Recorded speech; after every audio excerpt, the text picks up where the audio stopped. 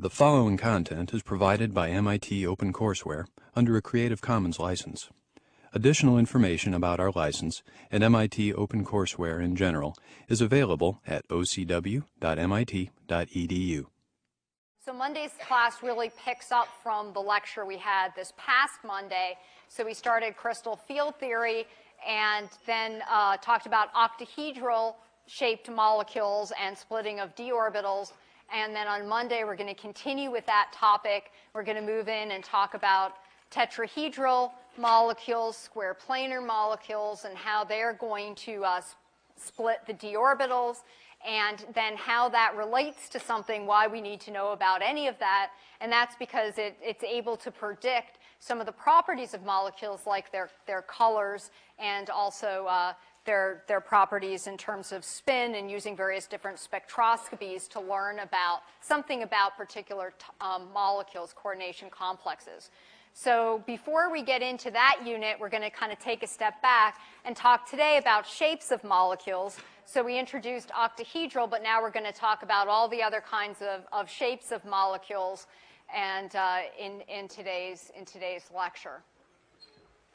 So this is kind of jumping around in the book a little bit. We've been in chapter 16, and now the way the book is divided, this particular unit is back in chapter 3, although it's referred to a lot in chapter 16. So this is kind of some of the things that you need to know to finish up chapter 16. And then on Monday, we'll be back in chapter 16 as well. So again, this is a little bit odd order because of the way the calendar fell this year. All right, so Vesper, shapes of molecules. Why do we need to know about this? Well, as most of you know, I do protein crystallography, which is all about structure. So of course, I'm going to think that structure is important, that shape and geometry are important. And in fact, they have an influence on the physical properties and chemical properties of molecules. So things like melting points, boiling points, reactivities, and in particular, in biological systems, it's important. A biological system, they have particular shapes of chiral molecules. It's a chiral environment, which we've talked about before. And so molecules must fit precisely in that environment. Often, if you're talking about an inhibitor of an enzyme, the inhibitor or the pharmaceutical drug is designed so it specifically fits into a particular crevice in an active site and blocks activity. So a lot of the world of pharmaceuticals is all about shape of molecules and how you design particular types of shapes of molecules. So we've learned a lot about this sort of area already. And we found that the shapes of molecules can be predicted pretty well using simple methods based on Lewis structures, and also in terms of thinking about sort of where orbitals are and how that may affect the particular shape of the molecules. So again, this is sort of a simplistic view that works pretty well. And it'll be also, on the next problem set, a good opportunity for you to review Lewis structures before you take the final. So sometimes this unit is with Lewis structures. There's some rationale for that, but it's also kind of nice to come back to it later in the semester as a way to review things that you learned before and get you ready for the final exam. All right, so the particular theory we're going to talk about today is referred to as Vesper. And this is the valence shell electron pair repulsion theory. And so, like crystal field theory, you're talking about repulsive effects. So here, this is based on a simple principle that valence electron pairs will repel each other, and that the geometry around a central atom will be such to minimize that repulsion. So this is a lot like crystal field theory, where we were talking about the splitting of the d orbitals, and we're talking about ligands as negative point charges heading toward those d orbitals. So a lot of these theories that work pretty well are just really based on the idea that, you know, repulsion is unfavorable. So it's pretty simple concept, which can explain a lot in terms of properties of molecules. So before we get into this, there's always nomenclature that we must deal with. And here's the nomenclature here. We have A as a central a central atom, so whatever's in the middle, which when we're talking about transition metals, complexes would be your metal. But this works for organic chemistry as well when you're all talking about carbon, oxygen, sulfur, nitrogen. And X is going to be your bound atom. And E will be a lone pair of electrons, hence the E. So there are just a few rules. It's not too bad compared to some of the other things we've done. Just a handful of rules that you need to know.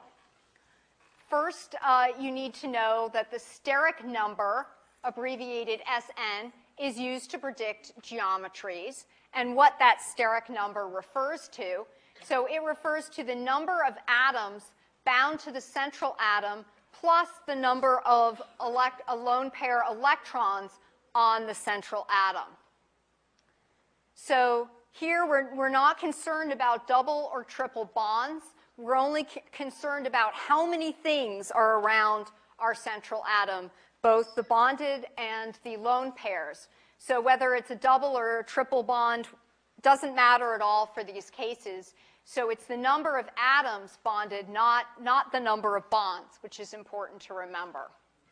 And so steric number here shouldn't be confused with coordination number, which we talked about in transition metals, which is just the number of ligands around the central metal. So there's a number of different things that you're going to learn about.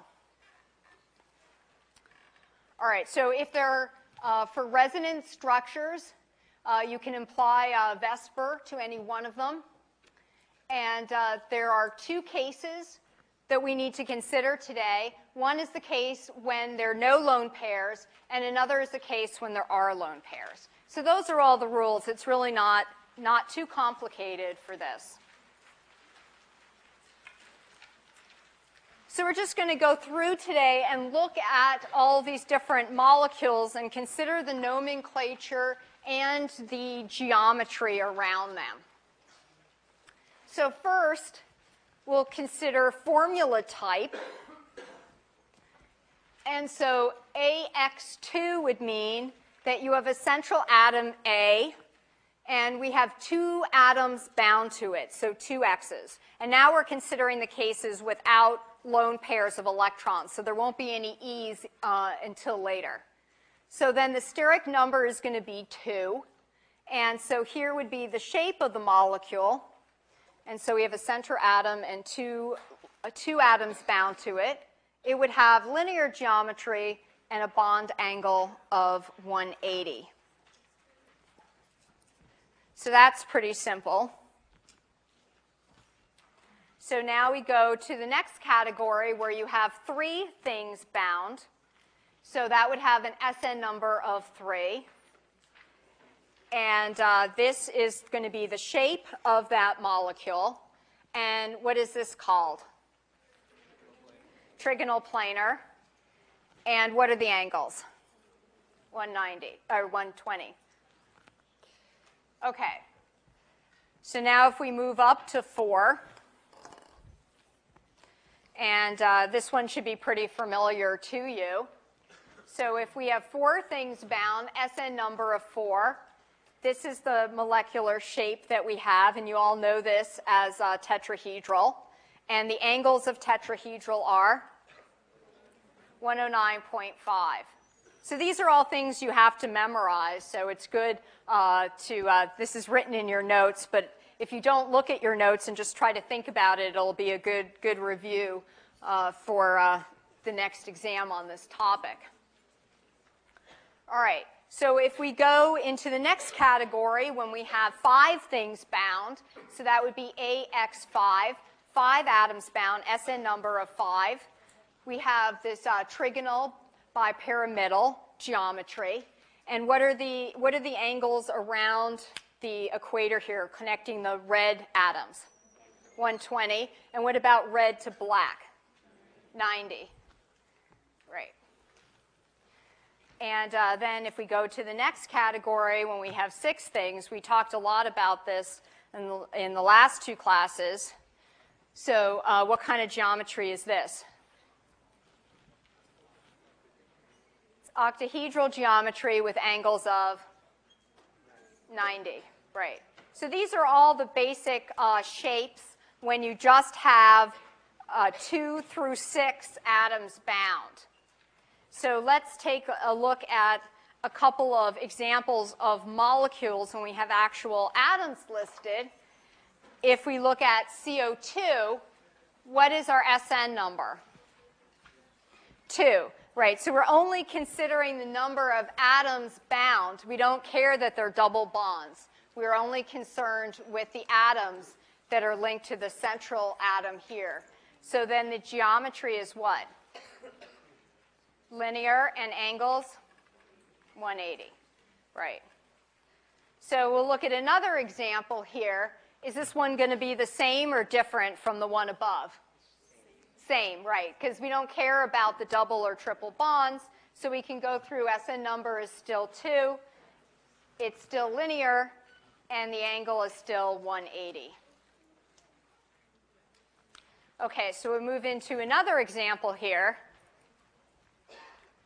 And I'll just say that these lecture handouts have this information in here. This is the most requested lecture handout that I have from people who have been in the classes, who get up to other level classes and need to know this stuff. And for some reason, some of them have not kept their 511 notes sort of next to their pillow in later years. I'm not really sure why, but sometimes it gets lost and they request this handout because it's a really nice summary of all of these things. So you might want to, keep it in a nice special place for future reference. All right. Someday I should bring in what my freshman chemistry textbook looked like with like everything highlighted and stuff just for entertainment value. All right. So this molecule here would have an SN number of 3. And its shape again? Trigonal planar, and angles? 180. By the time we get through with lecture today, you should have all of this memorized, because we're going to see these a couple more times. All right. So this one, what molecule is this? Does someone know its name? Methane, right. So again, what's this geometry? Tetrahedral, SN number of 4. And angles of, right. Okay. Now we get into a few more complicated molecules that you don't see quite as often, although I think we have seen this one quite often in different kinds of problems, including chemical equilibrium and other things. So SN number here, 5. Geometry. It's hard to say that one in unison. We can work on this for the end of lecture, that we can all say it in harmony. All right, and our angles again? Yeah. Okay, and one last one. This should be very familiar to you. So this is SN number 6, geometry. Octahedral, angles, 90. Okay, people are doing well. Okay, so here's some stuff that you may not have heard before or maybe have in another chemistry course. But now we're going to introduce lone pairs and see what effect this has. So it gets a little bit more complicated at this point. So for lone pairs, we think of them as being sort of centrally located, and I brought in some props to talk about the spatial distribution of electrons. So one can imagine that the electrons are spread out as far as they can go, and so they like to have a lot of space. And so the lone pair electrons are going to take up more space and experience more repulsion than when you have the electrons as part of bonds to atoms. So the lone pairs are not sort of held in as much. They're not sort of forced to be in one location, so they'll spread out more. And so because they're spreading out more, they're taking up room, they're kind of pushing everything away because they want to have as much room as they possibly can. So that means that lone pairs are going to be more repulsive than the atoms that are bound. Even though electrons are involved in those bonds, they're not quite as bad. So the worst thing you can have is two sets of lone pairs near each other. they want all the room. And so they're going to be sort of bumping into each other and trying to force the other set farther away. See, this is much more bulky than if you just have the two atoms bound with bonds to a central atom. So the next would be a lone pair versus a bonding pair. And then the least repulsive will be two bonding pairs, because those electrons are sort of fixed into locations for the bonds, so they aren't requiring as much space. So they're not sort of spreading out and taking over all the space that's available. So worst is lone pair, then lone pair bonding, and then bonding, bonding. And if you think about this sort of simple rule, you can predict a lot about the shapes of molecules. So let's look at what shape something will have if it has this sort of set molecule. So again, A, the central atom, X is 4 atoms that are bonded to the central atom, and E is one set of lone pair. And so this is going to have what's known as a seesaw shape. And let's think about why that would be the case.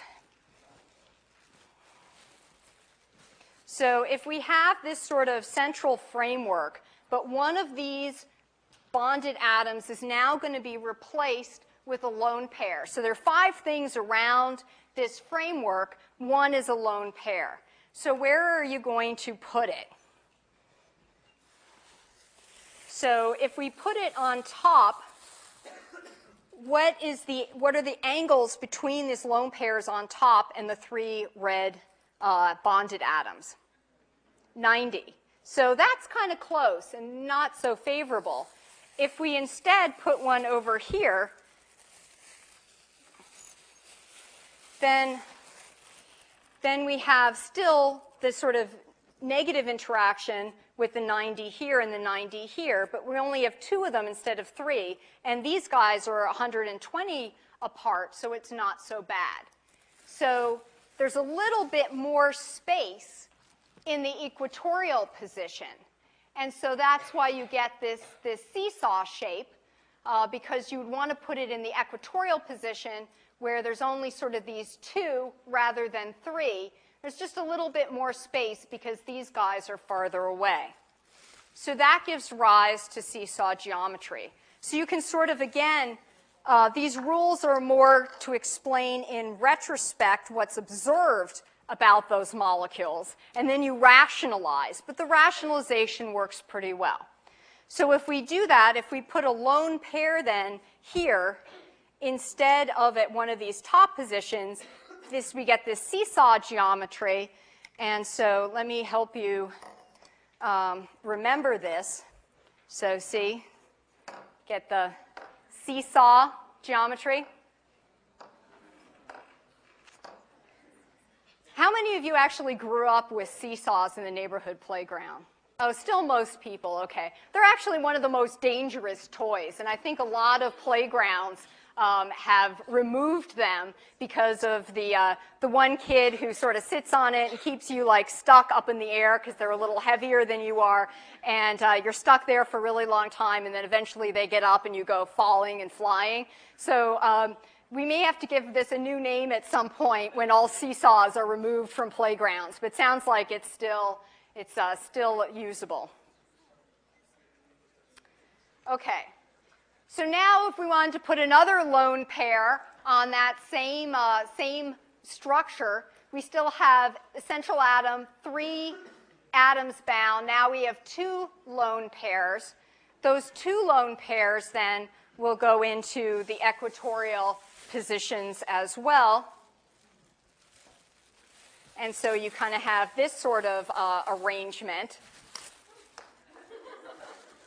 And they were so repulsive, they actually made the atom unbonded from it. Okay, so that leaves you with this shape, which is a T-shaped molecule. So again, this is a rationalization. Someone figured out that a molecule like this had this T-shape, and it could be rationalized by the fact that the lone pairs wanted to sort of fill out in that equatorial plane, and they could move away slightly from each other. and that would minimize the amounts of repulsion. All right, so if we keep going here and look now at a molecule with this geometry, AX4 E2 molecule, and that's based on kind of what structural framework? What's the sort of parent structure when you have when you have 6 things bound? Yeah, based on an octahedral geometry. So if you take your octahedral molecule, and if you want to figure out where you're going to put your lone pairs, you could stick one down here in the equatorial, but that doesn't do you as much good this time because now your other equatorial things are at 90. So this one would have a lot of crashes down here. So what ends up happening is that the 2 lone pairs would go one above and one below, so they would be as far away from each other as possible. So you have one below and another one on top. And remember, the worst thing to have is a lone pair. So even though you have 4 atoms at 90 that it's interacting with, at least it's far away from the other lone pair. So each kind of gets half the molecule, one up top and one on the bottom, so they have the most room, those electrons, to spread out. And so that gives you what kind of geometry? Square planar, right. All right. So you can also predict something about what might happen to the angles that you've all now pretty much memorized on the previous slides. That if you do have a lone pair, and now here we have an AX3E SN number of 4, so 4 things bound, 1 lone pair, and 3 atoms. And this is based then on what kind of structure? With SN number of 4, what's kind of the parent geometry there? Yeah, tetrahedral is the parent geometry. And now we've replaced one of the bonded atoms with a lone pair. And so what that's going to do is that lone pair, it's really not in that bad shape. You put it on top. You know, you have 109.5 now between those angles pointing down in the parent geometry. And that was better than the others, which were at 90, but it's still not good enough for it. And so it actually presses down even more. Those lone pairs, they're going to spread out as much as they possibly can and repel those bonded atoms away to the extent possible.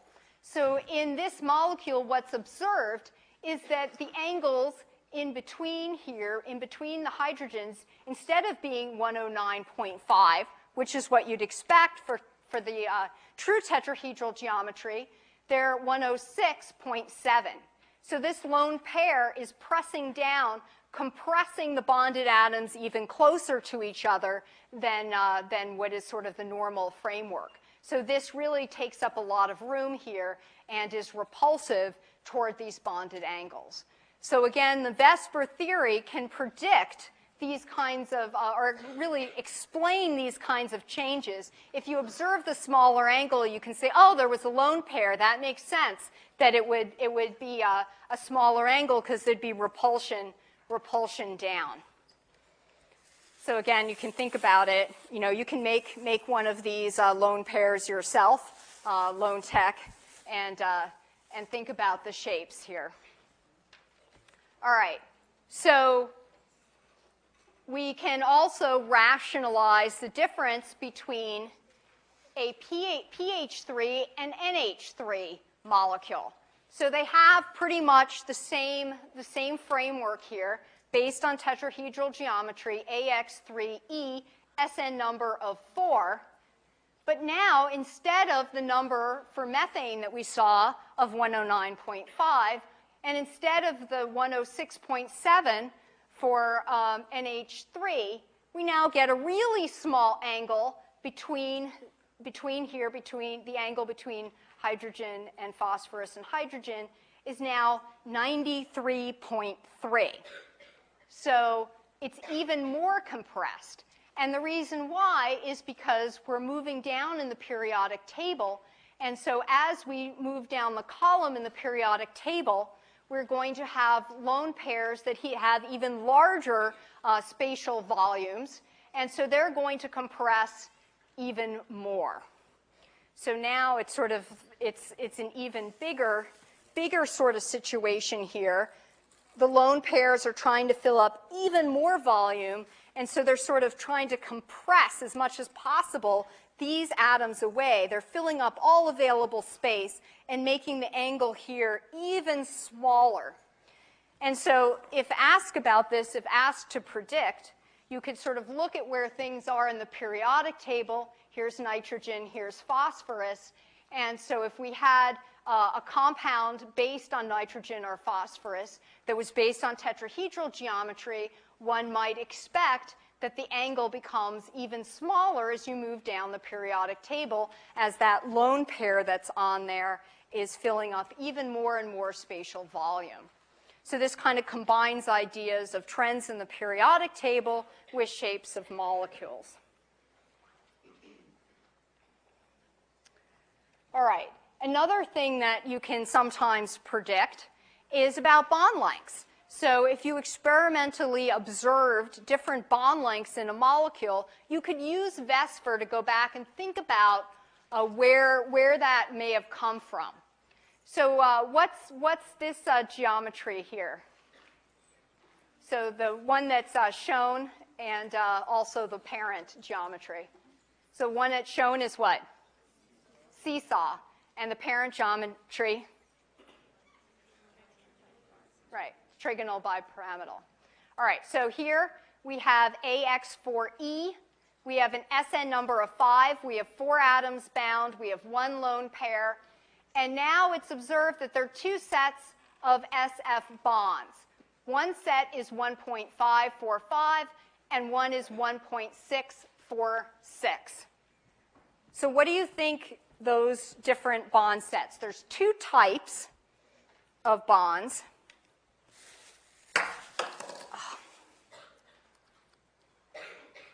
Two types of bonds. We have one sort of, maybe I'll use this one. One lone pair.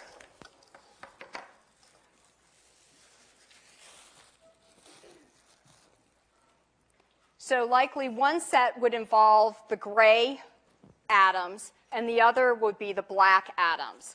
Which do you think would be longer? Do you think the gray or the black would be longer? The bond lengths from the central atom to the gray or to the black would be longer? Gray. And why is that? Right, because these are at 90 going down, whereas this is at 120. So the 90 is more repulsive, so it basically kind of pushes that up farther and down farther, moves them farther away. The black atoms are already farther and won't feel the repulsion as much. So another way to sort of, if you have a lone pair here, for the lone pair to feel like it really has the space that it requires is to sort of repel the atoms that are closer in terms of distance, repel them just a little bit farther away, and then it can kind of fill out and feel like it has enough space. So again, if you had an observed, experimentally observed set of bonds, bond lengths, you could rationalize using Vesper why you would have this.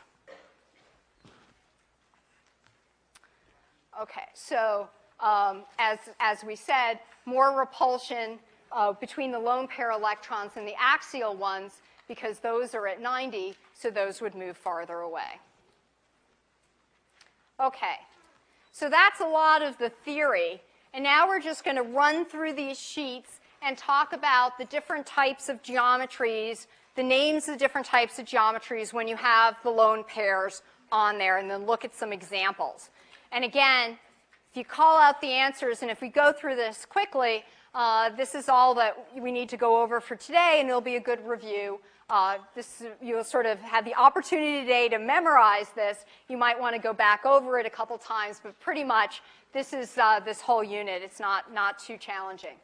All right, so if we have AX2E, we're going to have an SN number of 3 and a molecular shape. I'll draw that. And what's the name of that geometry? It's bent. And that's because you're only considering the bonded atoms. So you're not talking about the lone pair. We don't really see the lone pair. Here's my bent. We don't really see the lone pair. 2 bents. And so it would just look bent to us. So that's where that comes from. And what angles would this have for this particular case, SN number of 3? So, okay, you have this one here. So this is going to be, the SN3 would have a trigonal planar parent geometry, but if we take a lone pair and put that on instead of an atom, then it will also be somewhat compressing of those 2 atoms down there. We won't really know without knowing what the central atom is. We can't really predict how bad the compression is going to be. So what you would put is less than 120 here, because it would be 120 if this was an atom and not a lone pair. So if this is a lone pair, then it's less than 120. All right, so here is another case. Now we have 3 atoms bound, 1 lone pair, SN number of 4. And our parent geometry here would be tetrahedral. And now we have a lone pair. So we saw this a little bit before. And what is that geometry called? So here we have this picture. What is this called? So we have this, and what would the angles be here? Less than 109.5. So all of you should know the answers because they're actually in your handout. So feel free and confident to yell them out. All right. So again, this is going to be less than 109.5 because we have a lone pair pressing down. And so you have to, in all these cases, consider what the parent geometry is, and then the angles are going to be a little less than that if you have 1 lone pair sitting on top. All right, AX2E2 has an SN number of 4. And all right, so what geometry is this based on? Yeah. And so tetrahedral again, so we have 2 lone pairs on that. And what does that look like it should be called? Bent as well. And now the angles are going to be less than 109.5. So you see we have 2 bent molecules, but the angle isn't the same. So it depends on whether it's based on a trigonal planar or it's based on tetrahedral. So you need to sort of know what the home molecule was to figure out what degree of bent you have in these 2. All right. AX4E has SN number of 5. And so our shape here, what is this one going to be? Yeah, so this is going to be a seesaw. And so what are our angles going to be? Right. So less than 120, less than 90. It could be that really the 120 are not going to be that affected, but that's what you will put down because you don't really know. This is just a rough predictor of what those are going to be. So it's less than what the parent molecule was. All right, SN number of 5. And so what are we going to be doing here? We're going to add another lone, take off an atom, add another lone pair. And what are we going to get here? Right, T-shaped. And the angles will be, so at this point is our T-shaped, and so we'll have less than 90. And you'll have the two lone pairs in the equatorial position, as we talked about before, trying to spread out as much as they possibly can. And then now we're replacing another one with a lone pair, another bonded atom. So our SN number is still 5. And what shape are we going to get in that case? Linear. Right. So they all go in these equatorial positions to spread out as much as they possibly can. And so we're going to end up with a linear molecule. So we would replace here. And what are our angles here? So they're exactly 180. Yeah? How is it exactly 180? Shouldn't the two lone pairs repel it a little bit more than the one lone pair? It could be that there would, but they'll probably just be really spreading out around the, to fill out as much room as possible around the whole equatorial place. So you can just sort of think about it as if there was space, they'd move into it. So they've really filled up this space, and pretty much you might as well keep them there, because whichever way they move, they're just going to get repelled in another direction.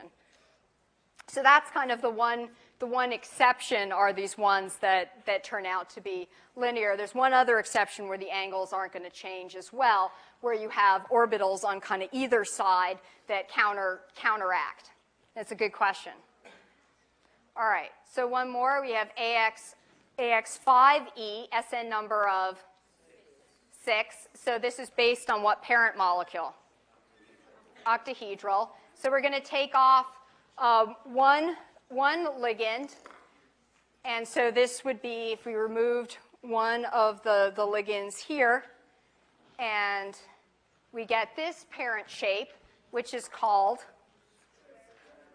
square pyramidal. And what are the angles going to be here? Less than 90. Okay. So every year, when I do this unit, I like to reward people who are in class. And so I give a little hint about the final. And the hint will be that this will be on the final. So you might want to put that down. The last couple years I did Seesaw, which really is my personal favorite, but at some point I have to switch. So this time it will be this one. And it's always so sad to me when people get that one wrong, so please get that one right. Okay. So let's keep going. SN number is 6. And so we're going to put on another lone pair. And where are we going to put it? We're going to try to move it so that there's the least amount of repulsion between the lone pairs. So it's going to be up on top. So this geometry keeps the lone pairs as far away from each other as possible. And what's the remaining thing called when you have those lone pairs on there? So that's going to be square planar. And what about the angles in this case?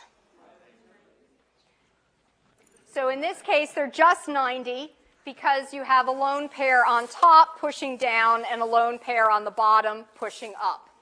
So this is another example where it's not less than. All right, so then next one, we add another lone pair. And at this point, does it matter where you put the lone pair? No, they're all equivalent positions, so it doesn't make any difference. So it's going to be one of these guys gets replaced. And so that's going to lead you with the what geometry? T-shaped. And angle here is going to be this time less than 90, right? Because it will repel this one and this one if you have a big lone pair in this position. All right, one more. Again, the same geometry. We take another one off, another bonded atom off, and put another lone pair. And what are we left with in this case? Linear. And again, this is going to be 180. All right, so now we've looked at all of those, and we can very quickly go down And in this handout, I have most of it written. I don't have the angles so that you can write the angles in and have your complete set for this as well. So now let's look at water. If you did the Lewis structure for water, you'd end up with 2 lone pairs on the oxygen. And so what formula type would this be? AX2E2, SN number of 4, geometry, bent, angle. Yeah, less than 109.5 because this is based on the tetrahedral geometry. So remember, bent could either be less than 120 or less than 109.5. But if you have an SN number of 4, then it's based on tetrahedral geometry, so it would be less than 109.5, which is the tetrahedral angles. Okay, SF4. So here is our structure. Formula type for this would be AX4E, and that's an SN number of 5. And the shape, seesaw, and angles, yep, less than 90 and less than 120.